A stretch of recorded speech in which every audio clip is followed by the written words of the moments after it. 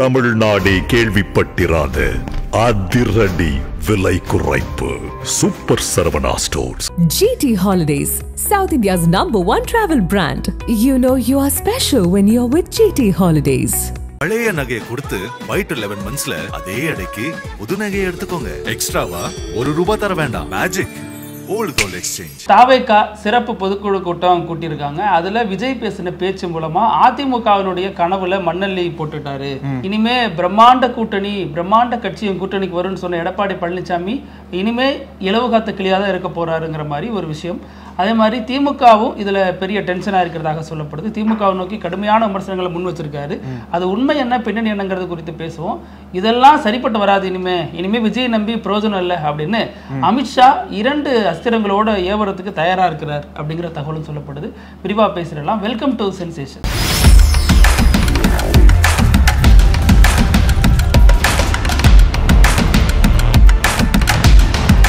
வணக்கம் பிருத்திவி. வணக்கம் அழகு. இன்னைக்கு தாவேகாவோட சிறப்பு பொதுக்குழு கூட்டம் என்பது மாமல்லபுரத்தில் நடந்திருக்கு. அதுனா மாமல்லபுரம், எல்லாத்துலயும் மாமல்லபுரம் புரியலையே. இல்ல, பனையூர் விட்டா மாமல்லபுரம், அதுதான் விஜய்க்கு ஒரு பெரிய தேர்வா இருக்கு. அதனால அங்கதான் வந்து நடத்தி இருக்காங்க. இதுல குறிப்பா அரசியல் கணக்குகள் எல்லாமே வந்து மீண்டும் தாவேகா சைட்ல இருந்து இப்போ கொஞ்ச நாள் முன்னாடி நிர்மல்குமார் சொன்னார் இல்லையா, எங்களோட திட்டம் எதுவும் மாறல அப்படின்னு சொன்னார் இல்லையா, அதே தான் இன்னைக்கு மறுபடியும் வந்து வலியுறுத்தி அங்க ஒரு தீர்மானம் போட்டிருக்காங்க.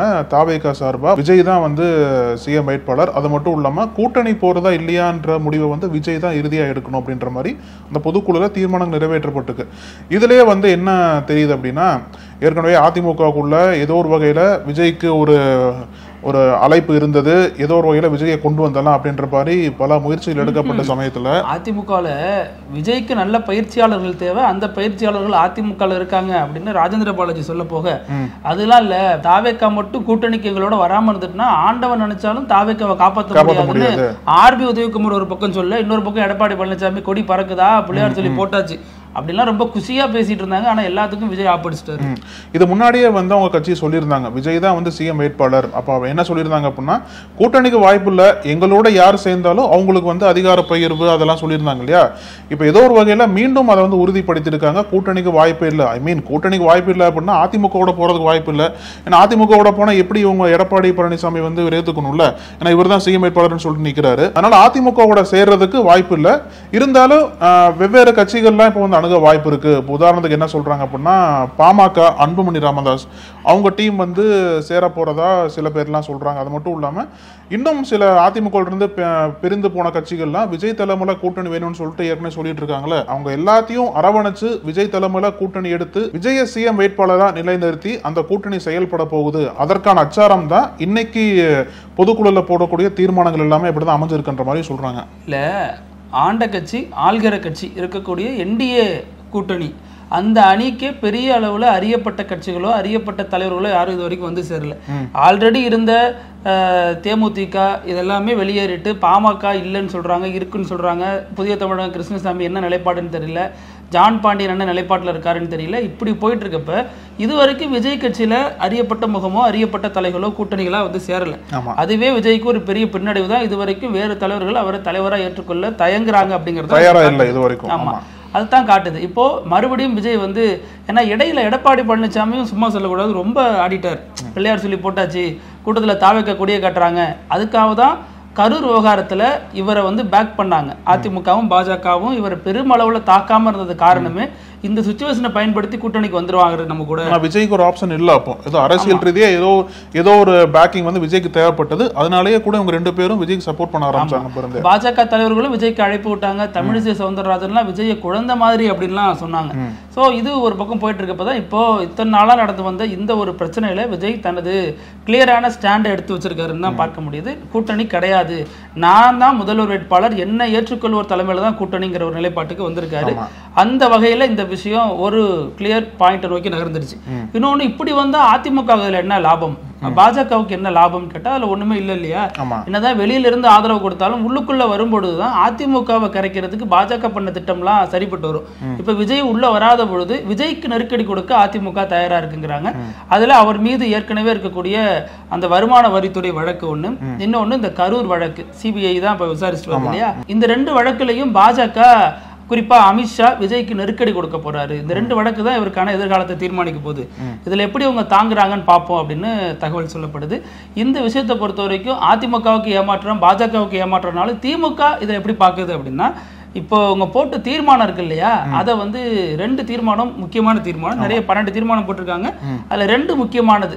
2வது தீர்மானம் என்ன போட்டாங்கன்னா, இந்த கோவை இப்போ பாலியல் வன்கொடுமை நடந்துச்சு இல்லையா, அதை ஒட்டி போடப்பட்ட தீர்மானம். அதுல வந்து அந்த தமிழக அரசு நேரடியாக சாடி இருக்காங்க. திமுக அரசு, வெற்று மாடல் அரசுலாம் சாடி அந்த விஷயத்த சொல்லியிருக்காங்க. அவங்க பெண்களுக்கு பாதுகாப்பு வேணுங்கிறத வலியுறுத்துது அந்த தீர்மானம். 4வது தீர்மானம் நினைக்கிறேன், அது வந்து எஸ்ஐஆர் போன்ற விவகாரங்கள் தொடர்பான தீர்மானம். அதுல தெரியாம கூட பாஜக பேரே வரல. அது யாரு பண்றா, தேர்தல் ஆணையம் தான் பண்ணுதுன்னு நம்பிட்டு அவங்களுக்கு திமுக தான் பண்றதா நினைச்சிட்டு இருக்காங்க. திமுக தலைவர் எஸ்ஐஆர் தமிழ்நாட்டுல பண்றாங்க. தமிழ்நாட்டுல ஒண்ணே திமுக நினைச்சிட்டாங்க போல் இருக்கு. தேர்தல் ஆணையத்தால் பண்ணக்கூடிய எஸ்ஐஆர் வந்து விஜய் கட்சி எதிர்க்கிறாங்க. ஆனா அந்த எதிர்ப்பு யாரை நோக்கி போகுது அப்படின்றதான் முக்கியமான கேள்வி. இங்க எல்லா பிரச்சனைகளுமே வந்து நீங்க திமுக எதிர்த்து அரசியல் பண்ணுங்க, அதுதான் வந்திருக்கீங்க, அதெல்லாம் ஓகே தான்.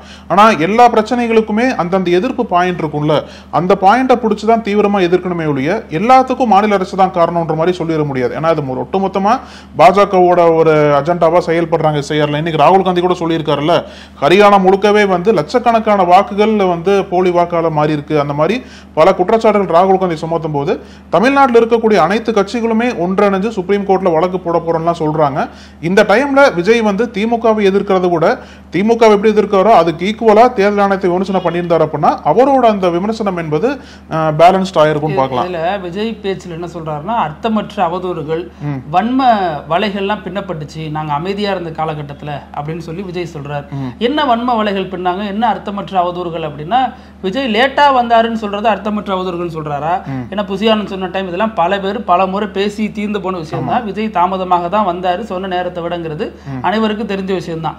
அந்த இடத்துல தண்ணி பாட்டில் இல்ல, பெண்கள் உடல் உபாதைகளை கழிக்கிறதுக்கான ஒரு இட வசதிகள் செய்து தரப்படல, டாய்லெட் இல்ல, அப்புறம் உணவுகளும் இல்ல. இப்படி நெருக்கடியா இருந்துச்சு. போலீசார் எச்சரித்ததை மீறியும் விஜய் பிரச்சார வாகனம் கூட்டத்துக்குள்ள போனுச்சு. அங்க ஜெனரேட்டர் இல்ல, ஜெனரேட்டர் வந்து ஜெனரேட்டர்ல சாஞ்சு விழுந்தாங்க.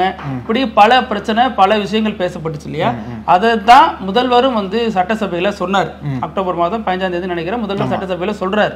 அதைத்தான் விஜய் சொல்றாரு, அரசியலே பண்ணலன்னு சொல்லிட்டு முதல்வர் அரசியல் பண்றாருன்னு. அங்க எதிர்க்கட்சி தலைவர் எடப்பாடி பழனிசாமி கொடுத்த நெருக்கடி. அவர் தான் சொல்றாரு, கரூர்ல அரசு இன்னும் சரியா செயல்பட்டு இருக்கணும், போலீசார் வந்து சரியில்லை. விஜய் சொன்னார் இல்லையா சதி திட்டம், அவரும் அதை வந்து மேலோட்டமா சொல்றாரு, ஏதோ நடந்திருக்கு அப்படிங்கிறாரு. சோ அப்போ அதுக்கு விளக்கம் கொடுக்க வேண்டிய பொறுப்பு யாருக்கு இருக்கு? சட்டமன்றத்துல மாநில அரசுக்கு இருக்கு. டிஃபால்ட்டா முதல்வருக்கு வந்துடும். அதைத்தான் முதல்வர் சொன்னாரே ஒழிஞ்சு அதுல வந்து வன்மம் இருக்கு அப்படின்னு விஜய் சொல்றாரு. சரி, அது ஓகே, அது அரசியல்னு வச்சுங்க. இன்னொன்னு, அப்ப உண்மையிலேயே விஜய் வந்து சொல்லியிருக்கணும் இல்லையா, இந்த 41 பேர் எதற்காக நான் மாமல்லபுரம் அழைச்சிட்டு வந்தேன், எனக்கு அங்க மண்டபம் தரலையா, மண்டபம் தரல என்ன பிரச்சனை பண்ணாங்க திமுக காரங்க, நான் ஏன் அங்கிருந்து அவசரமா மருத்துவமனை கூட போகாம ஒடியாந்தேன் அப்படிங்கிறது விஜய் சொல்லியிருக்கணும் இல்லையா. அதற்கான விளக்கங்கள்லாம் சொல்லுவாருன்னு பார்த்து எங்கேயுமே விஜய் விளக்கம் சொல்லலை. ஆனால் அதுக்கு ஆதவ தான் பேசியிருக்காரு. யாருங்க ஓடி போனதுன்னு சொல்லிட்டு கேட்டு அவர் ஒரு விளக்கத்தை வைக்கிறார். நாங்கள் வந்து எவ்வளோ முயற்சி பண்ண பார்த்தோம், காவல்துறை தான் தடுத்துட்டாங்கன்னு சொல்கிறாரு. ஆனால் என்ன கேள்வி திரும்ப திரும்ப எழுது அப்படின்னா, நீங்கள் ஏர்போர்ட் வரைக்கும் வரீங்க, இப்போ திருச்சி ஏர்போர்ட் வரைக்கும் வரீங்க, அங்கே பதில் சொல்லிட்டு போயிருக்கலாம், நாங்கள் போகிறதுக்கு தயாராக தான் இருக்கோம், காவல்துறையினர் வந்து விட மாட்டாங்கன்னு சொல்லிட்டு அங்கேயே வந்து கிளாரிஃபிகேஷன் கொடுத்துருந்தார் அப்படின்னா விஜய் எதுக்கு ஓடி போகிறதா மக்கள் எடுத்துக்க போகிறாங்க? ஓடி போனது தான் பார்த்தோம், அதுதான் நடந்தது. அது அப்பயே நீங்கள் வந்து மறுப்பு தெரிவிச்சு அப்பயே பேசினீங்க அப்படின்னா இவ்வளோ பெரிய விமர்சனம் வந்திருக்க வாய்ப்பே இல்லை.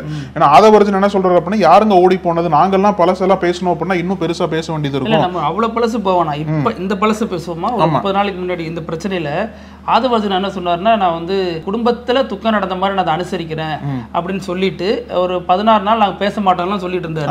ஆனா அதற்கு முன்னாடியே டேராடூன் போனாரு. ஆமா, குடும்பத்துல ஒருவர் தவறுனா நம்ம இன்னொரு விளையாட்டுல இன்னொரு நிகழ்ச்சியில அவ்வளவு உடனடியா நம்ம ஆர்வம் காட்டுவோமா அப்படிங்கிற கேள்வி அங்கேயே வந்துச்சு. அப்புறம் டேராடூன் போனாரு, அங்கிருந்து பாஜக தலைவர்களோட சந்திப்பெல்லாம் ஏற்படுத்தினாரு, பண்ணாரு அப்படிங்கிற விஷயங்கள்லாம் பார்த்தோம். இதுல விஜய் இன்னொரு விஷயம் அல்டிமேட்டா என்ன சொல்றாருன்னா, உச்சநீதிமன்றம் தமிழக அரசுக்கு நறுக்குன்னு கொட்டு வச்சிருச்சுன்னு சொல்றாரு. உச்சநீதிமன்றம் தமிழக அரசுக்கு கொட்டு வச்சுச்சா அப்படிங்கிறது விஜய் இன்னும் சரியா அதை புரிந்து கொள்ளலையோ அப்படிங்கிற பார்வை தான் ஏற்படுத்துது. ஏன்னா உச்சநீதிமன்றம் முழுக்க சொன்னது எல்லாமே சென்னை உயர்நீதிமன்றத்தை தான் கண்டிச்சிச்சு. நீங்க யாரை கேட்டு எஸ்ஐடி போட்டீங்க, ஆல்ரெடி இந்த வழக்கு மதுரை உயர்நீதிமன்றத்தில் இருக்கிறப்போ உங்களுக்கு என்ன அவசரங்கிற மாதிரி தான் சென்னை உயர்நீதிமன்றத்தை நோக்கி தான் உச்சநீதிமன்றத்தின் கேள்விகள் எல்லாமே இருந்துச்சு. தமிழக அரசு எங்க கேட்டாங்க? அவர் சொல்றாரு, கோடி கணக்கில் செலவு பண்ணி ஒரு வக்கீல் வச்சுலாம் வாதாடுறீங்க, ஆனாலும் இந்தியாவே பார்த்துச்சு உங்களுடைய வழக்கறிஞர்கள் இப்படி இருந்தாங்க, வாய் பேச முடியாம இருந்தாரு, சினிமா பாணியில பேசுறாரு. ஆனாலும் அங்க என்ன சொன்னாங்க அப்படின்னா, அதுக்கு ஏங்க தமிழ்நாட்டு வழக்கறிஞர் பதில் சொல்லணும்? அவங்க கேட்கறது சென்னை உயர்நீதிமன்றத்தை, உயர்நீதிமன்ற பதிவாளர் பதில் சொல்லணும்னு சொல்லியிருக்காங்க.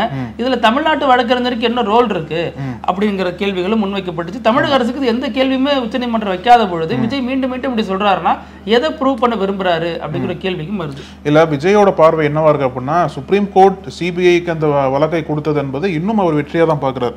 அவருக்கு முதற்கட்டமா சட்ட வெற்றியா வந்து அப்பவே சொன்னால நீதிபதினு போட்டிருந்தாரு இல்லையா, இன்னும் அது வெற்றியா தான் பாக்குறாரு.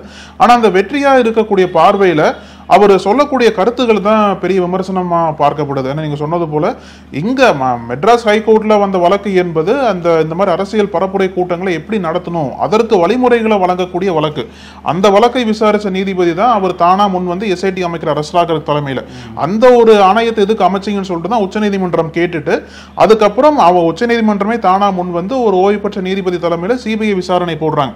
அதற்கப்புறம் தான் ஆட்டோமேட்டிக்கா இங்க அந்த எஸ்ஐடி ஆகட்டும் அருணா ஜெகதீஷன் ஆணையம் இருக்குல்ல, அது எல்லாமே ஆட்டோமேட்டிக்கா வந்து டிஸ்மேண்டில் பண்றாங்க. எல்லா விசாரணையும் வந்து சிபிஐக்கு வருது. இப்ப சிபிஐ விசாரிச்சுட்டு இருக்காங்க. இப்ப நம்ம கூட 2 நாள் முன்னாடி பேசியிருந்தோம் இல்லையா, சிபிஐ விசாரிச்சுட்டு இருக்காங்க. கரூருக்குலாம் போனாங்க. அது ஆதவர்ஜுனாவோட ஸ்டாஃபா சொல்லக்கூடிய ராம்குமார்ட்ட தான் வந்து அந்த கரூர் அந்த பரப்புரையெல்லாம் அவர் தான் பார்த்துக்கிட்டாரு. அந்த பரப்புரையோட ஹார்ட் டிஸ்க் வந்து அவரோட கையில தான் இருக்குன்னு சொல்லிட்டு நம்ம பேசியிருந்தோம். அந்த ஹார்ட் டிஸ்கை இப்போ உங்களோட கட்சி சார்பா நீங்க இவ்வளவு கோமா பேசுறீங்களே, உங்களோட கட்சி சார்பா அந்த ஹார்ட் டிஸ்கை வந்து சிபிஐ கொடுக்க சொல்ல வேண்டியதானே, ஆதவர்ஜுனா சொல்வாரா அப்படின்ற கேள்வியில எழுதலைங்க. ராம்குமார் ஓடல, பதுங்கல, ஒளியலனாச்சும் சொல்லிருக்கலாம், எங்க இருக்காருன்னு சொல்லிருக்கலாம். எதுவுமே நீங்க அதை பத்தியே பேச மாட்டேங்கிறீங்க. 41 பேர் இறந்ததுக்கு உங்க ரீதியாக எந்த தார்மீக பொறுப்புமே நீங்க ஏற்றுக்க மாட்டீங்க அப்படிங்கிறது எல்லாரும் பார்த்துட்டு தான் இருக்காங்க, மக்களும் பார்த்துட்டு தான் இருக்காங்க. இது என்ன விதமான அரசியல் அப்படிங்கிறது தான் நமக்கு மீண்டும் மீண்டும் கேள்வி எழுது. அதாவது சிஎம் ஸ்டாலின் வந்து வன்மமா போய் பேசுறாருன்னு சொல்லிட்டு விஜய் ஒரு குற்றச்சாட்டு வச்சார் அப்படின்னா அது அரசியல் குற்றச்சாட்டு வைக்கிறார். ஆனா அதையும் தாண்டி எதற்காக இங்க பேசப்பட்டது, எதிர்க்கட்சி தலைவர் கேட்கிறாரு அப்படின்னா அந்த இடத்துல ஆளுங்கட்சியா வந்து பல வழக்கங்களை கொடுக்க வேண்டிய தேவை இங்க எழுந்திருக்கு. ஸ்டாலின் கேட்கிறாருன்னா சம்பவம் நடந்தது செப்டம்பர் 27 நடக்குது. அதற்கு அடுத்து 3 நாள் கழிச்சு விஜய் ஒரு வீடியோ போடுறாரு. அந்த வீடியோல தான் விஜய் முதல் முறையா வன்மமா பேசினாரு. சிஎம் சார் பழி வாங்கணும்னா என்ன வந்து பழி வாங்குங்க, நான் ஒன்று வீட்டில் இருப்பேன் இல்லை ஆஃபீஸில் இருப்பேன் அப்படின்னு முதல் முறையாக வன்மத்தை பேசுறது விஜய் தான். அதற்கப்புறம் அக்டோபர் 15 அடுத்த மாதம் 15 தான் சட்டமன்றத்தில் இந்த கேள்விகள் வைக்கப்படுது. இந்த பிரச்சனை பெருசாக்கப்படுது எதிர்கட்சியாக இருக்கக்கூடிய அதிமுகவில். அப்போ அதற்கு விளக்கம் கொடுக்கறது தான் திமுகவினுடைய கடமையாக இருக்கும். ஆளுங்கட்சிங்கிற முறையில் அதை பண்ணாங்க. இன்னொன்று இதில் சதி திட்டம்லாம் நிறைய சொன்னாங்க இல்லையா, அதை வந்து இன்னைக்கு ஏன் பேசல விஜய்? அங்கே வந்து என்ன மதியழகன் சொல்லி கட்டி பிடிக்கிறாரு இல்லையா, அதே மதியழகன் மனைவி சொன்ன விவகாரம் உண்மையா பொய்யாங்கிறது விஜய் சொல்லியிருக்கணும்ல. அவங்க சொன்னது உண்மைங்க அப்படின்னா சதி திட்டம் தான் அப்படிங்கிறது விஜய் சொல்லியிருக்கணும். கீழே விழுந்தவங்க கழுத்தை பிடிச்சி நெரிச்சாங்க, ஸ்ப்ரே அடிச்சாங்க, கத்தியால குத்துனாங்க அப்படின்னு நான் கட்டி பிடிச்சு மதியழகன் மனைவியே சொன்னாங்க அப்படிங்கிறது உண்மை அப்படின்னா விஜய் அதை ஏத்துக்கணும். அல்லது மதியழகன் மனைவி சொன்னது பொய்யுங்க, அவங்க ஏதோ ஒரு உணர்ச்சி வசத்துல கணவரை கைது பண்ணிட்டாங்க அப்படிங்கிற அடிப்படையில் சொன்னாங்க அப்படிங்கிறதையும் விஜய் ஒத்துக்கணும். அதுவுமே ரெண்டுமே இல்லாம அதிகாரிகளை வச்சு இவங்க விளக்கம் கொடுக்கறதையும் வந்து வன்மமான பட்டியலில் இணைக்கிறாரு. அது எப்படி அதிகாரிகள் கொடுக்குற விளக்கம் அப்படி போகும் அப்படிங்கிறதும் புரியல. கேட்டா உச்சநீதிமன்றம் கொட்டு வச்சு அனுப்பிடுச்சு அப்படிங்கிறாரு. ஒரு அலுவலி ஆட்டம்னு சொல்லுவாங்க இல்ல ஊர்ல பசங்க மத்தியில், அந்த மாதிரி நீங்க தோத்துட்டீங்கன்னு இவரே சொல்லிட்டு இருக்காரு. இதுல இன்னொரு முக்கியமான பாயிண்ட் என்ன தெரியுமா, ஆதவர்ஜுனா சொன்னதுதான். அதாவது திமுகவை நோக்கி கேட்கிறாரு, உங்களுக்கு வந்து 2021ஆம் ஆண்டு நடைபெற்ற சட்டமன்ற தேர்தலில் விஜய் உங்களுக்கு ஆதரவா இருந்தாரு, அந்த கருப்பு சிவப்பு கொண்டு சைக்கிள் வந்து ஆதரவு தெரிவிச்சாரு, அதெல்லாம் நீங்க மறந்துட்டீங்களா அப்படின்ற மாதிரி. அப்ப வந்து அது சும்மா ட்ராலா பேசப்பட்டது. இது விஜய் வந்து இன்டென்ஷனலா பண்ணாரான்னு தெரியல. அது சும்மா அந்த சைக்கிள் வந்து அந்த திமுக அந்த நிறம் அந்த சைக்கிள் இருக்கிறதுனால அப்ப வந்து பேசப்பட்டது. ஆனா அது உண்மைதான் போல. இப்ப ஆதவர்ஜுனா தெரியுது பல பேருக்கு அது உண்மைதான். ஆதவர்ஜுனா தான் விஜய பல இடத்துல போட்டு விட்டு இருக்காரு. இப்ப அவர் தான் சொல்றாரு 2021 அண்ணா உங்களுக்கு உதவி பண்ணாரு, நன்றி மறந்துட்டீங்களே அப்படின்னு. அப்ப நீங்க நன்றி மறக்காம அப்படி இருந்திருக்க வேண்டியதானே, ஏன் அரசியலுக்கு வந்தீங்க? ஏதோ ஒரு வகையில 2021 உங்களுக்கு திமுக சரின்னு சொன்னதுனால தானே கருப்பு சிவப்பு சைக்கிள்ல போய் ஓட்டு போட்டதாக உங்க நிர்வாகி சொல்றது விஜய் சிரிச்சபடி கேட்டுட்டு அமர்ந்திருக்காருன்னா அது உண்மைதான் அர்த்தம். அப்போ நீங்க எதிர்க்கு அந்த ஆட்சியை எதிர்த்து வரங்கிறதுக்கு இன்னும் ஒரு விளக்கமா ஒரு தெளிவான பதில் எதுவும் சொல்ற மாதிரி தெரியல. அதே நேரம் பிஜேபி நீங்க அட்டாக் பண்ற விதமும் திமுக அட்டாக் பண்ற விதமும் எவ்வளவு மாறுபடுதுங்கிறது அவங்க போட்ட தீர்மானத்திலே தெரியுது. இதுல அதே 2021 தான் மாஸ்க் போட்டு வந்தாரு அஜித், கருப்பு சிவப்பு மாஸ்க் போட்டு. ஒருவேளை அவரும் இந்த மாதிரி சிந்தனையில தான் வந்தாரா? 2011 தேர்தலில் விஜயும் அவங்க அப்பா சந்திரசேகரும் அறிக்கையெல்லாம் வெளியிட்டாங்க, அணிலாக உதவுறோம் அதிமுக அப்படின்னாங்க. அப்ப ஒவ்வொரு எலெக்ஷனுக்கும் ஒவ்வொருத்தரும் உதவிட்டே இருப்பீங்க. இப்ப திடீர்னு வந்திருக்கீங்களே, அது என்ன பிரச்சனை, எதனால வந்தீங்கிறது நீங்க சொல்லணும் இல்லையா? ஆமா. அதே மாதிரி விஜய் என்ன சொல்லி முடிக்கிறார் அப்படின்னா, மீண்டும் சொல்றேன், ஒன்னு டிஎம்கே இன்னொன்னு டிவிகே. அது விரல காட்டுறாரு, அங்க நிர்வாகிகள் கத்துறாங்க, அந்த மாதிரி கத்துறாங்க. சோ அந்த அளவுக்கு பூஸ்ட் கொடுக்குற நிர்வாகிகளுக்கு அதுக்கு முன்கூட்டியே ஒத்திகை பார்த்திருப்பாங்க போருக்கு. இப்படி இப்படிங்கிறாரு, கரெக்டா கோரஸா சொல்றாங்க. எல்லாம் வந்து தயாராகிக்கோங்க, நான் மீண்டும் பரப்புரைக்கு வர போறேன். அது பரப்புரைக்கு சாலை மார்க்கமா வர போறாரா இல்ல முன்னாடி பேச நம்ம ஹெலிகாப்டர்ல வர போறாரான்னு தெரியல. ஆனா மீண்டும் வந்து தேர்தல் பிரச்சாரத்திற்கு வரப்போற தயாராகிக்கோங்க. 2 பேருக்கு தான் போட்டி. இதுல கூட அதிமுகவுக்கு ஒரு இடம் கொடுக்கல. மீண்டும் அதிமுக புறக்கணிச்சிட்டே இருக்காரு. அவங்க தான் கூப்பிடுறாங்க, கண்டுக்கிற மாதிரி தெரியல. விஜய் வந்து என்னென்ன எல்லா ரூபத்திலையும் அதிமுக கூட்டு பார்த்துட்டாங்க. இதுல இருந்து என்ன தெரியுதுன்னா, அதிமுக பலவீனம் ஆகிடுச்சுங்கிறது அடிப்படையில தான் விஜய் கூட அதை மதிக்க மாட்டேங்கிறாரு, புறந்தள்ளுறாரு. ஏன்னா முன்னாடி விமர்சனம் பண்ணார்ல, எம்ஜிஆர் ஜெயலலிதா இருந்த காலத்துல அதிமுக ஒரு மாதிரி இருந்தது. இப்ப வந்து அதிமுக தலைமை பண்பு இல்லாம போயிருச்சு. தலைவர்களே வந்து அங்க பெருசா பவர்ஃபுல்லா இல்ல. அதனாலதான் எடப்பாடி பழனிசாமியை தொடர்ந்து விமர்சனம் பண்ணார். ஒரு வகையில் எடப்பாடி பழனிசாமி இறங்கி வந்து விஜயை கூட்டுந்தலான்னு ஒரு யோசனையோட அந்த அரசியல் கணக்குகள்லாம் வைக்கும் போது அதை இன்னைக்கும் விஜய் வந்து ஸ்ட்ராங்கா இல்ல, ஒன்னு டிஎம்கே வர்சஸ் டிவிகேவா தான் அந்த போட்டி இருக்க போகுது அப்படின்னு இப்ப மீண்டும் உறுதிப்பட சொல்லியிருக்காரு. ஆனா தேர்தல் இருக்கிற சமயத்துல அந்த போட்டி கூட்டணி போட்டியா மாறப்போதா விஜய்க்கு, இல்ல தனித்து நின்று விஜய் களமிறங்கி அவரோட அந்த இண்டிபெண்டன்ட் ஓட் பேங்கை வந்து நிரூபிப்பார் அப்படின்றத பொறுத்து வந்து பார்க்கலாம். இல்ல விஜய் இன்னொரு இடத்துல சொல்றாரு, நாங்க கரூர் மாதிரியே 5-6 மாவட்டங்களுக்கு போயிருந்தோம். எந்த தலைவர்களுக்கும் இல்லாத ஒரு நெருக்கடி, எந்த தலைவருக்கு இல்லாத ஒரு அழுத்தம் தான் எங்களுக்கு தந்தாங்க அப்படின்னு விஜய் சொல்றாரு. ஆனா அவர் விஜய் சொல்ல மறந்த ஒரு விஷயம் என்ன அப்படின்னா, கரூர்ல கூட்டம் போடுறது எங்க பிளானே கிடையாது. திமுக 30 விழா போட்டதுனால நாங்க போட்டோம். எங்க பிளான் வேற ஒன்னா இருந்துச்சுங்கிறத அவர் விளக்கி இருக்கணும்ல. எந்த இடத்துலயுமே சொல்லல. அவர் வந்து திருவள்ளூர்ல அந்த தேதியில திருவள்ளூர்ல இருந்திருக்கணுங்கிறது தான் அவர் போட்ட பட்டியல் படி இருக்கக்கூடிய லிஸ்ட். ஆனா ஏன் கரூருக்கு போனோம், திடீர்னு போனதுனால ஏன் கூட்டம் வந்துச்சு அப்படிங்கறதெல்லாம் அவர் விளக்கணும். இவர் கேட்ட உடனே அனுமதி கொடுத்துருவாங்களா? அப்பயும் ஒரு கேட்டதுக்கு மறுநாள் தான் அனுமதி கொடுத்துருக்காங்க. அதையுமே விஜய் வந்து ஒரு பெரிதுபடுத்தி ஒரு பெரிய ஜூம் பண்ணி சொல்றாரு, எங்களை மட்டும் திமுக அரசு அவ்வளவு நெருக்கடி கொடுக்குதுன்னு. அமித்ஷா வந்தாலும் இதுதான் ப்ரொசீஜர், மோடி வந்தாலும் இதுதான் ப்ரொசீஜர்னு பாஜகவை சேர்ந்த எஸ்டி சூர்யா போன்ற நபர்கள் எல்லாம் சொல்லியிருக்காங்க. நாங்களே இத்தனை நிபந்தனைகளுக்கு உட்பட்டு தான் அந்த ஒரு பேரணி நடத்தணும், ரோட் ஷோ நடத்தணும் அப்படிங்கிறது. சோ அப்போ விஜய்க்கு மட்டும் என்ன வானத்துல இருந்து குதிச்சிட்டாரா தனியாங்கிறது தெரியல. அப்புறம் விஜய் சொல்லக்கூடிய இன்னொரு விஷயம், தாவேக்கா வாகனத்துக்கு உள்ள இருந்தபடிதான் மக்களை பார்க்கணும், வாகனத்துக்கு மேல கை நீட்டக்கூடாது அப்படிங்கிற மாதிரிலாம் நிறைய விஷயங்கள் சொல்றாரு. ஆனா அதுதான் அங்க பிரச்சனையாவே மாறி இருக்கிறதுங்கிறதையும் செய்தியா நம்ம பார்த்தோம். ஏன்னா விஜய் வந்து ரொம்ப நேரமா அந்த வேன்குள்ளே இருந்திருக்காருங்கிறதா கூட்டம் அதிகரிச்சதுக்கான காரணம். வெளில வந்து கை காட்டலங்கிறது ஒரு பிரச்சனையா இருந்துச்சு. சோ விஜயே பண்ணதுக்கு எல்லாமே இவரே வேற ஒரு விஷயம் சொல்றது எப்படி எடுத்துக்கிறதுன்னு தெரியல. இதை வந்து நிறைய திமுகவினர் 2ஆம் ஜெயலலிதா அவதரித்து விட்டார் அப்படிங்கிற மாதிரிலாம் போட்டு ட்ரோல் பண்ணிட்டு இருக்காங்க. அதே மாதிரி இன்னொரு பாயிண்ட் என்னன்னா பிருத்திவி, அந்த சிபிஐ வந்து விசாரணை பண்ணிட்டு இருக்காங்களே, அது கரூர் மக்கள் வந்து அவங்களோட பாயிண்டை வைக்கிறாங்க. அதாவது காவல்துறை மேலதான் இங்க வந்து குற்றச்சாட்டு இருக்கு. காவல்துறை தான் வந்து இங்க அடிப்படையான அந்த பாதுகாப்பை கொடுத்துருக்கணும், காவல்துறை தான் பாதுகாப்பு கொடுக்க மறுத்துட்டாங்கன்னு சொல்லிட்டு கரூர் மக்களும் பேசுறாங்க. அவங்க என்ன சொல்றாங்க அப்படின்னா, சிபிஐ வந்து எங்கள்கிட்ட விசாரிக்கும் போது நாங்களும் தெரிவிப்போம், காவல்துறை மீதும் சில தவறுகள் இருக்குன்ற மாதிரி அவங்களும் ஒரு பாயிண்டை வைக்கிறாங்க. இதை ஃபைனலா பாத்தீங்க அப்படின்னா விஜய்க்கும் பொறுப்பு இருக்கு, அதுக்கு ஈக்குவலா வந்து காவல்துறைக்கும் சரி அரசுக்கும் சரி பொறுப்பு இருக்கு அப்படின்றதான் ஆரம்பத்துல இருந்து எல்லாரும் பேசிட்டு ஒரு கருத்து இருக்கு. ஆனா விஜய் வந்து இந்த சதி திட்டம் அப்படின்னு சொல்றாரு அப்படின்னா அதுக்கு என்ன சதிங்கிறத விளக்கணும். அட்லீஸ்ட் வேன்ல இருக்கிற சிசிடிவியாச்சும் எடுத்து காட்ட வேண்டியதானே, இன்னமும் உங்க கண்ட்ரோல தானே இருக்கு, எடுத்து போட வேண்டியதானே சோசியல் மீடியால. எதுவுமே இல்லாம எந்த ஆதாரத்தையும் வெளியிடாம வெறுமனே சதி திட்டம்ங்கிறதெல்லாம் எப்படி எடுத்துக்கிறது, ஒரு பொது வெளியில பொதுமக்கள் எப்படி அதை கவனிக்கிறாங்க அப்படிங்கிறதும் அவர் பார்வைக்கே விட்டுரும். அப்புறம் நீதிமன்றம் பல விசித்திரமான வழக்குகளை சந்திச்சிருக்குன்னு சொல்லுவோம் இல்லையா, அந்த மாதிரி ஒரு வழக்கை தான் சமீபத்தில் சந்திச்சிருக்கு. அதுதான் நம்ம இன்னைக்கு பார்க்க போற இப்படி எல்லாமா நடக்கும் அப்படிங்கிற பகுதியில் உள்ள செய்தியா இருக்கு. உச்சநீதிமன்றத்தில் ஒரு டைவர்ஸ் வழக்கு வருது. அழகு, அதாவது அந்த டைவர்ஸ் வழக்குல ஜீவனாம்சம் கேட்கறாங்க. அவங்க மனைவியா இருந்தவங்க, அவங்க கேட்கும்பொழுது அவங்க ஒரு ஜீவனாம்சம் கேட்கறாங்க. ஆனா கணவர் 40 லட்ச ரூபாய் தரேன்னு சொல்றாரு. 40 லட்ச ரூபாய் கேட்கறாங்க, அவங்க 5 கோடி ரூபாய் வேணும்னு கேட்கறாங்க. ஆனா சரி ஓகே இதை நான் கேட்கலாமே அப்படின்னு தோணினாலும் என்ன அதிர்ச்சி, ஏன் நீதிபதியே அதிர்ச்சி ஆனார் அப்படின்னா, கல்யாணம் ஆகி 1 வருஷம் தான் ஆகுது. 1 வருஷத்திலேயே 40 லட்ச ரூபாய் தர கணவன் சம்மதித்தாலும் 5 கோடி ரூபாய் எப்படிமா கேட்கறீங்க அப்படிங்கிற மாதிரி நீதிபதி அதிருப்தியா இருக்கு. மாசம் 5 கோடி கேட்கறது கொஞ்சம் நியாயமா இருக்கணும், அதுக்குன்னு இப்படி கேட்க கூடாதுங்கிற அடிப்படையில ஒரு சமாதானத்தை நோக்கி அவங்க 2 பேரையும் நகர்த்தினதாக தகவல் சொல்லப்படுது. ஆனாலும் இப்போ அதுல என்ன கேள்வி எழுந்திருக்கு அப்படின்னா, அப்போ கல்யாணம் பண்றதே டைவர்ஸ்க்காகவும் இந்த மாதிரி ஜீவனாம்சம் வாங்குறதுக்காக தானா அப்படின்னு நிறைய பேர் சோசியல் மீடியால இந்த வழக்கை ஒட்டி கேள்விகளை எழுப்பிட்டு வராங்க. ஆமா, நம்ம இன்னைக்கு நிறைய முக்கியமான விஷயங்கள் பத்தி பேசணும், தொடர்ந்து பேசலாம் பத்தி. நன்றி அழகு. நக்கீரன் டிவிக்கு சப்ஸ்கிரைப் செய்யுங்கள். உங்கள் ஆதரவே எங்கள் பலம். ஆசிரியர்களுக்கு நண்பனாகவும் மாணவர்களுக்கு ஆசானாகவும் திகழும் தேர்வு வழிகாட்டி. ஒவ்வொரு பாடத்திற்கும் அனுபவமிக்க ஆசிரியர்களின் துல்லியமான தெளிவான விடைகள். CNC இருக்கு, தேர்வு பயம் எதற்கு? இது தீரன் பப்ளிஷிங் ஹவுஸ் விற்பனை வெளியீடு.